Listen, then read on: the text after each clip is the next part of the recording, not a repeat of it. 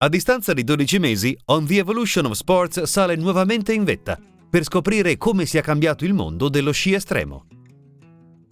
Un anno fa ci eravamo lasciati dopo aver ripercorso l'evoluzione di questa disciplina. La storia dello sci ci ha riportato indietro di migliaia di anni, tanto da ritrovare le prime testimonianze addirittura in reperti fossili risalenti a 4.000 anni fa. In Norvegia è stata rinvenuta un'incisione rupestre in cui è chiaramente identificabile una figura umana con degli inconfondibili sci ai piedi. In questa nuova puntata di Oteos vogliamo però raccontare un ulteriore elemento fondamentale per la pratica di questo sport, l'abbigliamento. Le guide alpine e i professionisti della montagna usano spesso ricordare una frase: la montagna è severa e non perdona. I rapidi cambi di temperatura impongono di essere severi, soprattutto con se stessi, ricordandosi di non affrontare con leggerezza nessuna sfida, sia che si tratti di una semplice discesa in pista o di una parete estrema. Sin dall'origine, l'abbigliamento aveva come obiettivo principale quello di coniugare agilità di movimento con isolamento termico e impermeabilità. I primissimi capi studiati ad hoc arrivavano dalla moda austriaca ed erano realizzati nei tipici colori terrosi e verdi. I materiali utilizzati all'epoca erano la lana pesante e gabardine per i maglioni, il tweed per i pantaloni e ampie pellicce a coprire tutto. Negli anni 30 si sperimentano le tecnologie come tweed e tessuti Burberry. Vengono introdotte le cerniere su giacche e pantaloni. Sarà poi Klaus Obermeier a rivoluzionare il mercato dell'abbigliamento con la creazione del primo parka imbottito di piuma d'oca. Nel 1961 videro la luce anche i primi occhiali da sole a specchio, le maglie di nylon, i primi scarponi da sci a doppio strato, i dolcevita elasticizzati e altro ancora. Per un'altra innovazione di questa portata sarà però necessario attendere il 1976, quando la famiglia Gore brevetterà il tessuto PTFE, ossia il Gore-Tex. Negli anni 90 sciare significava però ancora indossare strati su strati di indumenti molto spesso tutt'altro che confortevoli. Arrivando ai giorni nostri, le ultime frontiere della moda sotto zero prevedono un abbigliamento dedicato alla conservazione del calore corporeo e della sua restituzione all'atleta. In questi ultimi anni i cambiamenti climatici hanno imposto a tutti noi la necessità di una maggiore attenzione ai nostri comportamenti, portandoci a una maggiore consapevolezza nell'utilizzo delle risorse del pianeta in tutti i settori, compreso quello dell'abbigliamento sportivo. Picture Organic Clothing è un marchio nato nel 2008 da 3 giovani amici francesi, Julien, Jérémy e Vincent, che hanno voluto portare qualcosa di innovativo nel mondo dell'abbigliamento sportivo. L'obiettivo di questi 3 ragazzi è quello di creare una nuova generazione di prodotti che non siano solo funzionali ed esteticamente alla moda, ma che aiutino anche a combattere i cambiamenti climatici. Abbiamo incontrato Julien Durand, CEO di Picture, per scoprire le evoluzioni di questo settore. Ces dernières années, c'est pas le sport réellement qui a évolué, c'est les pratiquants qui ont évolué. Donc en termes de pratique, les gens veulent pratiquer plus de sport, on va vers une versatilité et c'est nous, fabricants, qui avons dû adapter nos produits aux mœurs des pratiquants. Les pratiques sont leadées par les communautés de pratiquants et plus par nous, les marques, ou le sport en tant que tel. Et donc les gens veulent pratiquer à la fois du ski de rando, du ski, du snowboard, du trail, du VTT. Et donc c'est là qu'aujourd'hui nos produits doivent s'adapter aux nouvelles manières de faire du sport. Les valeurs de marque Ride, Protect and Share sont l'essence même de la marque. Quand on a créé la marque en 2008, l'ambition c'était de rider, quel que soit le sport, tous les spots qu'on puisse rider et exploiter. Protect parce qu'on le fait dans la notion de protection de l'environnement, que ce soit dans une démarche Picture, dans la conception de produits ou dans la pratique. Et de share, la notion de partage, puisque c'est avec nos potes, notre communauté qu'aujourd'hui on prend du plaisir et c'est ce qui donne du sens à la ride. Donc ces 3 valeurs, c'est vraiment l'essence du projet et l'essence de ce qu'on est nous. Avec cette période Covid, on a vu vraiment se démocratiser les pratiques du splitboard, du backcountry touring, du ski touring. Donc c'est des pratiques qui nécessitent vraiment des équipements textiles spécifiques. Ce qui est recommandé, c'est vraiment la première peau qui sèche rapidement, une couche isolante type Primaloft ou Duvet et un shell 3 couches. Donc le shell 3 couches, souvent les gens ne comprennent pas vraiment ce que c'est. C'est une matière qui est construite en laminant 3 tissus. Donc on a un tissu extérieur qui sert à amener le déperlant, on a une membrane qui sert à amener l'imperméabilité et la respirabilité, et on a un polytricot à l'intérieur qui sert à protéger la membrane. Donc c'est quelque chose qui est très léger, souvent stretch pour le confort et très respirant. Donc c'est la superposition de ces couches qui vraiment vont amener un confort pendant la pratique et qui permettra de retirer une couche si nécessaire, si on a trop chaud à la montée, en remettre une pour la descendre pour ne pas avoir froid. Et c'est ce qui amène le plus de versatilité dans la tenue et le plus de confort. On nous pose souvent la question du vestiaire à adopter pour la pratique on-piste et off-piste. Sur une pratique on-piste, on a peu de pics d'activité d'intensité très élevés avec des intensités très faibles et donc on a souvent un produit qui fait tout. Ce produit en général, c'est un produit qui a un tissu membrané, imperméable et respirant, qui a une doublure à l'intérieur avec des zones respirantes pour un confort optimisé. Alors que pour la pratique off-piste, on a un pic d'activité très cardio où on transpire beaucoup. C'est là que la notion de 3 couches va être super importante. On va superposer des couches avec un shell de protection extérieure. Et à la descente, au moment où on pourrait se refroidir potentiellement au changement des peaux et autres, on a des couches isolantes qu'on vient superposer. Le vestiaire off-piste pourrait très bien convenir sur une pratique on-piste. Par contre, c'est un budget beaucoup plus élevé. Donc c'est pour ça que souvent, on a des différences de consommation en termes de pratique.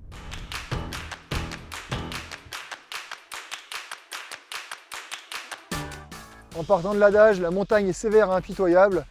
Il y a un équipement principal et primordial qu'il faut toujours avoir sur soi en montagne. Tracker, pelle, sonde, un sac airbag de préférence, une couverture de survie en cas de pépin, un multitool et du scotch américain, une deuxième paire de gants parce qu'en rando, quand on arrive les mains mouillées, on va éviter de les faire tomber en haut de la montagne, et une tenue adaptée avec first layer, mid layer et shell 3 couches.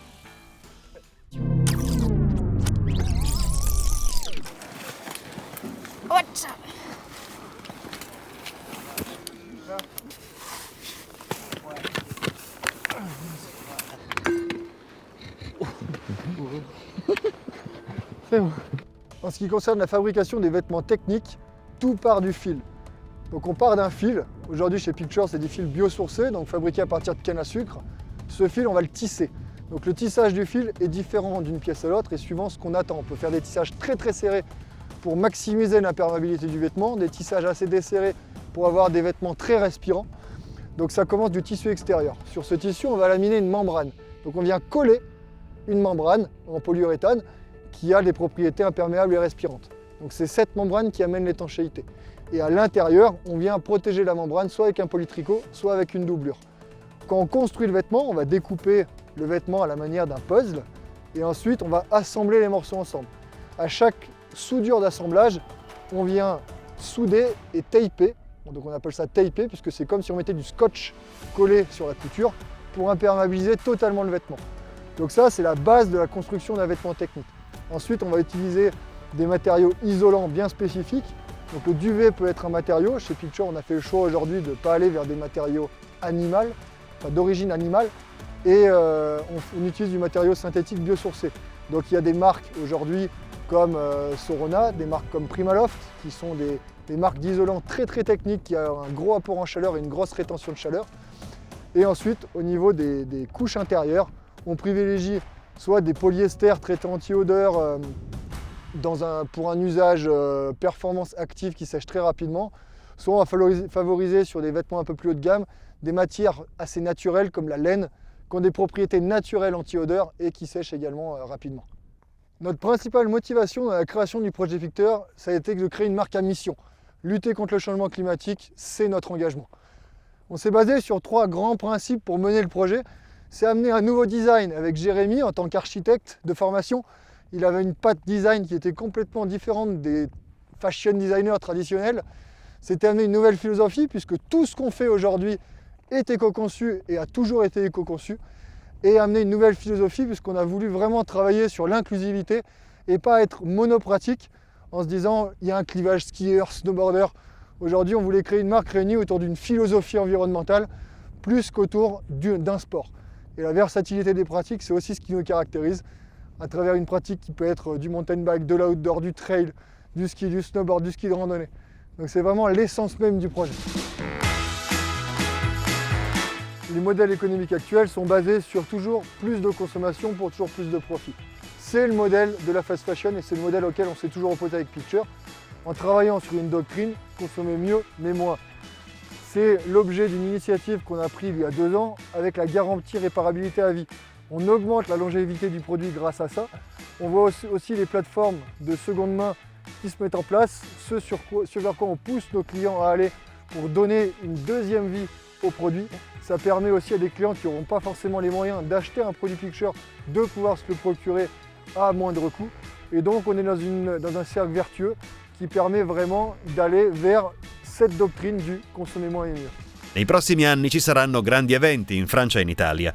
Come si preparano i grandi marchi ad affrontare queste manifestazioni? Picture ha le idee molto chiare. On va avoir deux grands événements majeurs, Paris 2024, puis les JO en Italie en 2026. Aujourd'hui, on nous demande souvent est-ce qu'on va capitaliser sur ces événements. Ces événements, en général, sont hyper porteurs médiatiquement, mais pour nos sports, ils ont peu d'authenticité. Et finalement, l'authenticité, elle est tirée par quoi? Par la communauté, par l'aventure humaine, par tout ce qui fait l'essence de ce que l'on appelle l'action outdoor. Et donc du coup, chez Picture, la volonté, c'est de soutenir nos athlètes dans leur démarche lors de leur venue au JO, lors de leur venue sur ces grands événements. Par contre, on ne va pas capitaliser, nous, en termes de communication. Donc en fait, ces événements vont enrichir la vie de l'athlète, mais nous, c'est la communauté que forment les athlètes qui vont enrichir la marque.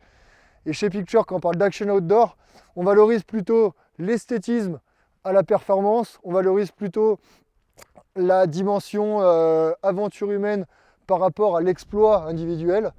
Et c'est là où aujourd'hui, tout se passe autour de la communauté et pas autour de la performance. Donc on va mettre un point d'exclamation surtout à valoriser la communauté et nos athlètes au sein de cette communauté.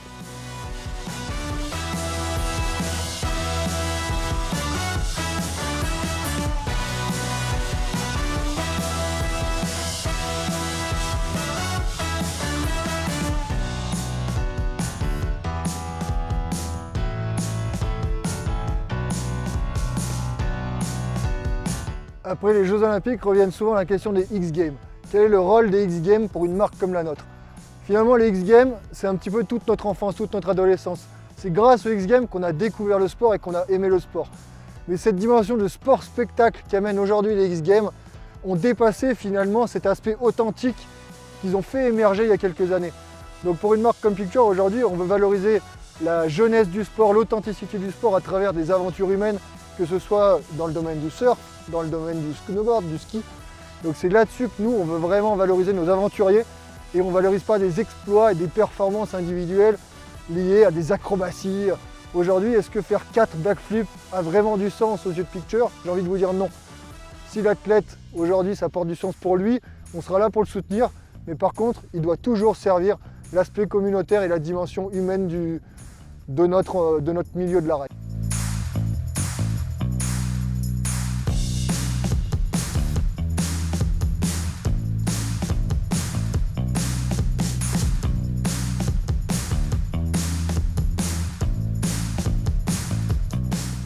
Est-ce que vous connaissez la définition du mot aphorisme? Il y a encore 20 minutes, je ne la connaissais pas. Et puis on m'a posé la question. L'aphorisme, c'est une petite phrase qui reflète exactement ce qu'on est. Et bien chez Picture, notre phrase qu'on utilise depuis maintenant 13 ans, c'est à la fin de la foire qu'on compte les bouses. Pourquoi? Parce qu'aujourd'hui, chacun va faire son chemin, chacun va faire ses erreurs, on va apprendre de ses erreurs. Et à la fin, on va regarder là où on est et comment on y est arrivé. Et pour nous, c'est ça qui est important.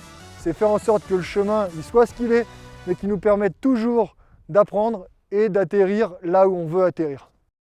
Il mondo è un bel posto e per esso vale la pena di lottare. Ernest Hemingway.